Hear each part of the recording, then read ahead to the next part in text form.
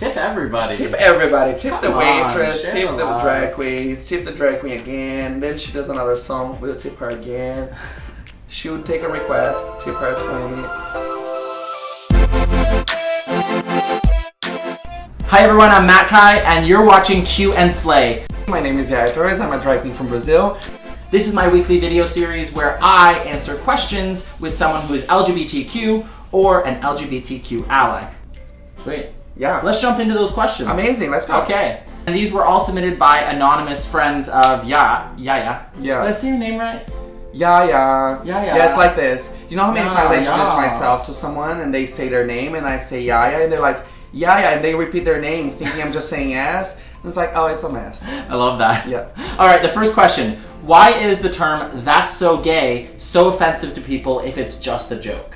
So I don't take offense when it comes to me, but people shouldn't be saying that. They shouldn't be saying that's so this, that's so that, because you're always putting someone else in a smaller place. Yeah, I think it's a lot about intention, right? Like if you're, a drag performer on stage and you're saying something like that in a way that is relevant to what you're doing, then sometimes it can be okay. But in general, I think people use it as a way to mean that's so gay, as in that's so flamboyant, or that's so qualities that they don't think are good, right? It can be about anybody. You can see someone stop on the middle of traffic and say, oh my god, that's so white.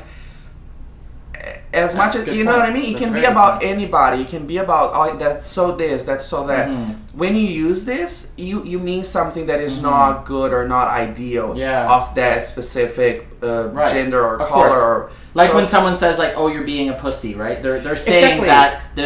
that the female organism or women are less strong, or less women powerful. is less strong. I see and that that's all the not time. true. Oh, don't be a pussy. We actually sometimes say that we're so conditioned to say things that we don't realize where they come from, that we do that all the time. Let's just use a bad word, curse the person. Don't say that's so this, because then you're putting other people down that have nothing to do with it. Yeah. And actually, it's kind of funny because I've always thought this when people say things about like a pussy in a negative context. It's funny because actually, vaginas are really strong. They childbirth. Have you seen those movies? They're so Go strong. online. And meanwhile, like someone gets like punched in the balls and they're like And you're down dead. for the game, right? Yeah, no, honey. Have you seen how they stretch for? That's inhuman. And when they hold the balls and they hold weights online, like go on Google and see how strong they are. Yeah. Like, I mean, it should be a compliment, really. We should be I'll using, take it. We should be using the strength of women as a compliment. Let's switch right now, everybody. So when they say that's such a pussy, let's go, yeah, thank you very much. Yeah, right? Yeah. I'm strong. And Someone got a straight Ace. Oh, you're such a pussy. Yeah, so let's do that. Right? Oh my god, I want to see the kids going around like, oh, you're such a pussy. Don't quote me. So the lady in the Right? internet said to use it. Right? Yeah. Sorry, teacher, but Matkai and Yaya said it's okay. Go for it. Not exactly. What are the right terms to use, and how do I know? I think we're talking mostly about pronouns here. Yes, gender and pronouns. He, her, they, them, she, her. Just ask. That's the easiest answer. Just ask. The generally accepted question is, what are your pronouns? And someone will answer with he, him, she, her, they, them, and then you'll know. Also, if you're not sure, you can just use someone's name. Everybody has a name. Just use their name. There's any conversation you're having, there's nothing that you're saying to someone that you actually need to use a pronoun if you don't want to or if you don't know how. Just use their name. Yeah. One of the reasons why I started this video series to begin with was because a lot of people were asking me questions. A lot of people, in particular, who are not LGBT, who are, straight, or often we say cisgendered, so someone who is, the gender that they were born with. So people who are not part of the community were asking me a lot of questions because they were curious. And they often asked me in private messages or forums where they didn't feel comfortable sharing their name with the public, and they just wanted to know. And I think that's beautiful. There are also times within the LGBT community that, we make mistakes too, right? We're human. Absolutely. There was a point where I put a post online where I was saying I was encouraging LGBT people to respond. And someone who is straight and cisgendered responded with, "I'm sorry, but can you tell me what LGBT means?" And this is here in Canada, where I thought that everyone knew what LGBT meant, but apparently they didn't. And so I put a post on Facebook where I, to some degree made fun of the person for the fact that they did not know what LGBT meant. And it was beautiful because a lot of people started responding and saying, you know what, Matkai, you're wrong in this case. Yeah. You're not educating the person instead of belittling the fact that they don't know. And on the flip side, someone who is LGBT responded with, it's also not our job to educate everyone. There is a Google out there. There is, opportunities for you to learn things. But it's funny that you said it's not our job. I had the exact same conversation with someone like a month ago, and this person was like, oh, I choose to live my life. I don't want to educate. That's not my job. I think it is. I think we see, if you go and search and go through LGBTQ history, and if you watch Pose on FX, you can see what they went through. And me as an immigrant, when I see everything that I went through in my country and everything that I go through here in Canada, how easy your life is. Someone fought for you 20, 30 years ago when AIDS was a crisis, when the government was trying to kill the community and hide us, and we were not allowed in public spaces. And all of those things, people literally had to fight for you to be able to walk your tank top in the street, to hold your boyfriend's hand at Walmart, to live your life. We're not even talking about a lot. Gay marriage, equality, all of the things that you have today, someone literally had to fight. So we can't just sit here, enjoy the things that these people died for, and say, oh, it's not my job. It is our job. Our job now is to live happily ever after for the rights that they have for us. But we still need to educate. We still need to fight. We still have so many issues that we still need to fight. And our generation doesn't fight enough.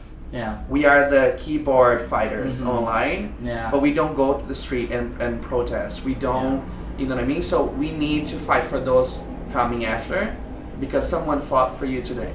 So I think there's multiple sides to this, because you and I are obviously, we're advocates and we're out there and we're saying things and we're a little bit political sometimes, and we are fighters in those ways. And I think there's people who maybe are just coming out, or there's people who haven't really discovered their sexuality yet, or who are like not sure if they're trans or not sure where they fit in. And I think that there's people that, shouldn't have to help the fight because they're just figuring themselves out. No, absolutely. Not everybody needs to be on the street with a sign and a pitchfork. But if someone asks you a question and it takes you 2 minutes to answer, to educate one person, why not? Because maybe that's the one person. And let's be honest, if someone in 2019 is asking you, what's LGBTQ, that's like a person that literally has no idea what's going on. Yeah, so they need to know, So right? if you can answer to maybe that one person that is asking you that is going to go and share with their other cisgender straight friends. Maybe that person... And someone who is asking that probably also has friends who also don't know. Yeah, exactly. So you may do more good than you even think you're doing. And it's literally, it's 2 minutes, just answer. Yeah, it's simple. Good. Let us fight, but take a little bit of the bite too. Yeah. We'll keep fighting too. So if you feel like you can't fight, we'll keep fighting for you. Message us and we'll go fight for you. Yeah, we will. Amazing. Yeah. Are bisexual people just folks who haven't finished coming out as gay or lesbian? No. That is not what it means. Bisexual means that you're attracted to both male and female. They're just waiting to come out. No. So the Q in LGBTQ sometimes means queer and sometimes means questioning. And what sometimes people confuse is they think that someone who identifies as bisexual is saying that they're questioning, and it's not the same thing. Someone who identifies as bisexual is someone who is affirming that they are attracted to both genders. Yeah. Good. Why do you use the phrase LGBTQ communities with an S instead of just community? Aren't you all together? Sometimes you're talking about the problems that the lesbians go through, the problem that transgender go through. It's not that we don't have the same problems and the same fights and the same questions and the same situations that we go through. I think that's more kind of why we say communities. But I never use, I say one thing and... I say community also. Yeah. So you could say, I identify with other, queens who are from Brazil or other queens who are immigrants. I don't identify as a drag queen from Brazil. It's my accent that gives me away. I try to blend in. People said I'm white passing, and then I open my mouth and the burritos come out. I try. But it's funny because I always learned in Brazil actually that there's a difference between equality and equity. Equality is treating everybody the same, no matter what. Everybody gets the same amount of everything. It's kind of like taxes. Everybody pays the same one, but you make $100K a year, and you're a student who makes $14 an hour at McDonald's, and you're paying the same. So we don't want to treat the community with equality because you don't want to give the same thing to different people because they don't have the same needs. Equity is giving. I give you what you need. I give you what you need, and I give you what you need. You know what I mean? So I think I don't use communities because it's just easier to include everybody. But also we need to watch each other and see, hey, maybe you need this, maybe you need that. Yeah. Maybe, I was talking about Auto's Drag Race. We have so much space for drag queens everywhere. They're on TV. And then I looked at the drag kings and like, oh, you don't have the same space that we do to work and to show yourself and to express your true... Because they would never put a drag queen on RuPaul's Absolutely Drag Race. not. Even trans people. Oh, you can be trans, but you can't have your breasts. Like, we need to stop as a community putting little boxes and trying to fit people. Oh, you can be this, but you can't. You need to... We need to stop. Yeah. So that's part of the equity thing. It's look inside the community and say, oh, you need this, you need that. Because I would love to see drag kings on RuPaul's Drag Race. It would be I think there's amazing. space for it, and I think it would be. I mean, part of it is that they want the show to be dramatic and exciting and full of conflict, and I don't think that would change anything. I think that there'd still be the same concept, and I think it would be beautiful. Maybe even better, perhaps. Yeah, absolutely. They need to. It's a time that the change needs to come, and also us, because there is no drag race without all of us. We consume that. And they base, you guys don't know that, but they base the casting and everything that they do on how we consume the show. Absolutely. That's why everybody, and I get so mad with this, I see people saying, oh, all stars, all white winners. You consume those winners. They bring them back because that's who you want to see. You guys go through the followings on Instagram. People don't follow Asia O'Hara. They don't follow those gorgeous... Shea Coulee, the gorgeous, stunning, professional, amazing queens. They follow the queens that they want to, the queens that they feel interested on. It has a lot to do with the things people are posting on social media, the popularity of the different performers, etc. And it also has to do with your actual watching habits. So a lot of the things that I'm pretty vocal about, I own a streaming service, so I know the kind of things that the other streaming services and networks do. And we look at all kinds of analytics. We know a lot about what people are watching, when they're watching it, how they're watching it. And a lot of these social media, a lot of these streaming platforms won't tell you that. And I'm very transparent about it. I let people know that we are definitely looking at what they're watching. Yeah. We definitely know what they're seeing. And, platforms are obviously going to put more of what people are seeing because at the end of the day, they need to pay the bills. Right? So it's a business. So, everybody's running a business, right? Yeah. So that's the whole thing is like go through as a community and let's open the space. Let's treat each other better. Let's reach to those who have like I was talking to you before, and if we go to gay bars, sometimes there's no lesbians there, and you say, oh, but they don't come. It's not that they don't come. Sometimes they don't feel comfortable. Sometimes it's not what we are doing is not what they want to be doing. So like we need to look at each other and split equally. Yeah. You know what? The challenge for this video is I want all of you to follow 10 new LGBTQ people who may have less of an opportunity. Yes. And if you don't know which accounts those are, you can message either one of us and we'll suggest you some accounts. Yeah. Absolutely. That's the challenge for this video. That's an amazing challenge, actually. That's a really good challenge. 10 new people that you're going to follow on Instagram, Twitter, doesn't matter. I don't care which platform you follow them on. 10 new people that you're going to follow that have less opportunity within the LGBT community. And it helps. It helps. Yeah. Buying a ticket for a show, tipping them $5 on stage, messaging them, following on Instagram, share a post with their picture and their hashtag. That helps so much and also boosts our self-esteem. When you're inside this community and you're looking for a space to be you, that helps a lot. Or approach someone in the club. Make friends that... I saw this the other day and it blew my mind. When you're in a gay club or in a gay community, don't talk to someone just because you may be able to have sex with that person. You know what I mean? You see that person that doesn't feel the pattern in the corner trying to dance, go make friends, go, you know what I mean? Fight for a poutine. Who doesn't love poutine? Fight for a poutine? Invite for a poutine. It's my accent. Invite for a poutine. I love that. Imagine if we just invited everyone for a poutine. Can you imagine everybody leaving the club for a poutine now? Right? Let's do that as a community. Hi, That's my challenge. With me, Let's do the gay poutine. Everybody go for the gay poutine challenge. Oh my god! Can you Did we imagine just that? make 2 challenges in one video? I love it. Oh my god! We should actually call the poutine place and get sponsored by them. Yeah. Because now imagine the lineup of people getting poutine places. After the club. Call us. We want sponsorships. Yeah. Let's go. I'll be waiting for that call. I would take a poutine sponsorship, and let me tell you, that would be so good for them. Like, I guarantee you, like, a lot of my fans love poutine. Oh, can we ask them to take pictures at the poutine after? Go to the club, take a picture, tag the both of us. You have to tag us every time you eat a poutine after the club. Or oh my god, club, that is gonna be. Anytime you eat poutine with your LGBTQ friends or their allies or anybody, you're gonna tag us when you're eating that poutine, and we're gonna comment. We're gonna change the. Remember, hands across America. Americans too. Yeah. Americans too. No, if you find a poutine, whether you're in Canada or you find one in the States somewhere, I don't know if they have poutine in the States somewhere. They probably do if you go to the right place. And it's gonna go viral. They will now. Love that. So find the poutine place, and this is your challenge. You are gonna take a picture with you enjoying the poutine with a new friend. That's the trick here. You have to make a new friend and eat them with it. Not a friend you've known for 10 years. We're talking about making a new friend and inviting them for a poutine. Mm-hmm. That's going to be amazing. Right? I'm going to do that tomorrow. I'm definitely doing that tomorrow. We have to. Amazing. Awesome. Next question. What is the difference between LGBT life in North America versus South America?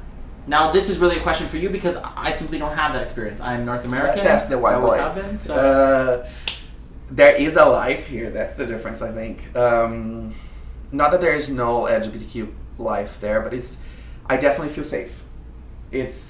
I come from a country where literally people die every single day just for being who they are, and you see the news like, mom killed 16-year-old son because he was gay. People get attacked in the street. Is it still part of our culture to yell things at you at the mall? When I got here to Canada, it was actually weird because I was walking holding my boyfriend's hand at the mall, at the grocery store, and I would always like pass by people and look at them to see if they were looking at me, and they were not. And I was like, oh, okay, so not that everybody accepts here, but they respect because it's none of their business. Right, and I think it's partly because like in Toronto especially, now it happens a lot in urban cities within North America, not so much in the rural places, not so much in small towns like where I grew up, like Sudbury, which is definitely not LGBT friendly, especially when I was a kid. It's a little better now. But in urban centers like Toronto, it's very culturally diverse. There's people from every walk of life, and they're coming in from different countries, from different cultures, from different sexual orientations, from different places, different past experiences. And the beautiful thing is you start to learn about different people and different things and different experiences. That's the thing, is that learning. Remember when you talk about asking the questions, you learn about them. And not only now, if we can open a little bit, not only about the LGBTQA plus community, but different ethnicities that you would maybe have, oh, these people behave like this, these people behave like that. And then when you make a friend and you get to know them, it's like, oh, that's different. Oh, their food is this and not that. Oh, that's... You get to know everybody, and everyone is different. We can come from the same background, the same city, the same high school, have the same age, and be completely different people with different costumes. So just get to know people and respect them. And that's the thing here that I didn't get there. And that's why I feel welcome here. I feel welcome here. Good. Yeah. And one thing I challenge myself to do, because, I mean, listen, I am a Caucasian male. So, you know... Are you? Yes. You've been lying to me. So one of the things I try to do as someone who is a Caucasian male is I try to talk less and listen more. And it's a small thing that I think a lot of people can do, that when you have a certain privilege in life, that you listen more. You listen to people who have a different experience, and you learn from them, rather than just talking and talking and talking and talking and talking and not soaking up any knowledge. Yeah, I go through the same thing, because as much as I went through my journey and I went through a lot of stuff in my life to get where I am today, I am a very white Latino.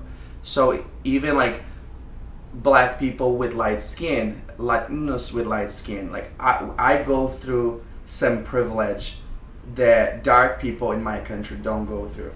You know what I mean? So even being here, yes, I am Latino, I have an accent, I went through a lot as an immigrant to have a job and to have a better life. But I'm still a light. If I don't say anything, I pass as white.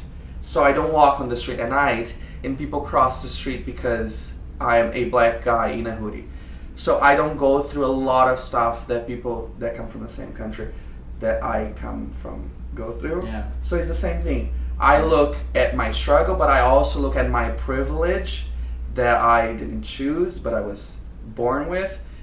And I try to understand. I have cousins that are like black, and they tell me stories that like I get so shocked to listen to those stories. And it's like, oh, we have the same background, we went to the same school, and I never went through this.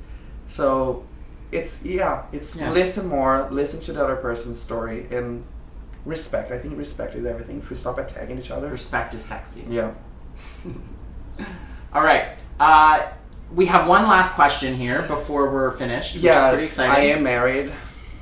Sorry, too late. Sorry to the ladies? Sorry, too late. See, my accent is not helping today. It's not, it's... That's okay. I think it works both ways. You're sorry too late and also sorry to the ladies. Sorry to the late, yeah. Both, sorry to the ladies because too. Because like, be a catch for the ladies as well. So yeah, sorry to everyone that is watching. Right? So our last question today is, are there divisions within the LGBTQ community as well? Unfortunately, yes. We do segregate inside the community. So we are one LGBTQA+ community, but we do have the gays don't like the lesbians don't like the drag queens don't allow the drag kings don't like the bio queens, the bio queens don't like to be called bio queens. We still do. And if I might say, sometimes LGBTQ people also have a problem with straight allies, which we need allies. We can't alienate everyone. I am a drag queen. I do drag 6 times a week, and you know how many times I saw, ooh, straight white girls in a gay club again.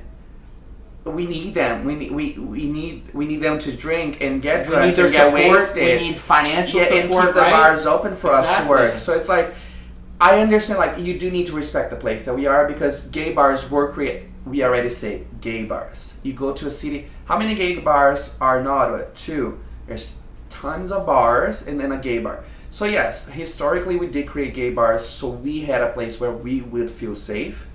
We still go to a gay bar because that's where we play the songs that we want to hear. We feel safe to be ourselves. Mm-hmm. Fine. If you are in a straight ally, you are in a straight ally. You need to respect the place that you are, but we can't, as a community, make anybody feel unwelcome to come. No, we should be making people feel welcome, and the only time they should not be welcome is if they're creating a space where they're disrupting what that space is meant to be, which is welcoming, accepting, safe. Yeah, those are the elements. And that goes to anybody. That is not. And look at us doing the same thing that they do. The community itself, in general, society, tell us what we can or cannot do based on our sexuality and our gender. So you can be as good as you are on what you do, but I'm not gonna hire you because you're gay. We sometimes as a community do the same thing. Oh, you're coming to my club? I saw people pushing straight girls out of the line because this is a long line. I'm gay, you're straight, I'm gonna go in front of you. We can't, or if they are drunk in the club causing a problem. You can be a drag queen, you can be a lesbian, you can be a bisexual. If you're drunk in the club causing a problem, you're gonna be kicked out. Yeah. So it's not because you are straight, you need to behave. Everybody's welcome, everybody needs to behave, nobody touch the drag queen. Rule number 1. And tip your drag queens. Rule number 2. Tip everybody. Tip everybody. Tip the waitress, tip the drag queens, tip the drag queen again. Then she does another song, we'll tip her again. She would take a request, tip her 20. But yeah, unfortunately we do. And like I told you about Ottawa's Drag Race, when we opened the call for the race, is the very first time we're doing a competition in Ottawa. Ottawa doesn't have open stages or a lot of space for new people. You kind of have to struggle a lot to get that little spotlight. So when we opened the call to the 17 new performers in the city, we opened to everyone. We said anyone that identify as a drag performer is welcome here. And it's amazing because we're watching every week, and as much as there are new performers, We are shocked about the amount of talent that they have. This week's winner was a drag king. There's one drag king representing the whole community, and he won the challenges this week. And it's amazing to actually look at these people and say, oh my god, you didn't have that space until 2 weeks ago. All you needed was someone to light a spotlight in front of you, and look at this. So yeah, we need to, as a community, work together. Yeah, totally. Absolutely. All right, so that's it for the Q and Slay video today. I want to thank my co-host here, Yaya Torres. Thank you so much for having me. Oh, it was a pleasure having you. And of course, if you want to see more of me, and why wouldn't you, you can follow me on Instagram at Matkai Burmaster, or if you prefer, I'm also on Twitter, YouTube, TikTok, all the things really. And if you want to follow me, you can follow me on the street, you can follow me on the subway, just hide, don't let me see you, because that's creepy. You can also find me on Facebook, I'm Yaya Torres, and you can find me on Instagram at yayatorres.official. Also, if you want to know more about Ottawa's Drag Race and all the LGBTQ community plus work that we do in Ottawa and in Toronto, you can talk to me on Instagram, and you'll find out about everything. Cool. And if you want to follow my streaming service, it's at Watch Fearless on Instagram, or you can go to fearless.li, and it's a streaming service where every race, every gender, every sexuality is celebrated. Finally! Alright, don't forget, we made 2 challenges for you this week. The first is to follow 10 new LGBTQ people who may have less representation in our community. Yeah, and the second challenge is to make a friend with the poutine. So go to the club, make a friend, invite them for a poutine after the party, and then tag the both of us. And you can also use the hashtag poutinefriends, and then we're gonna see you guys. That's a poutine hashtag. I just came up with. This is amazing. Poutine friends, I love it. Send a receipt. Send a screenshot. Send the receipts. All right, so thank you so much for watching. We'll see you next week. Bye for now. See you next week. Bye.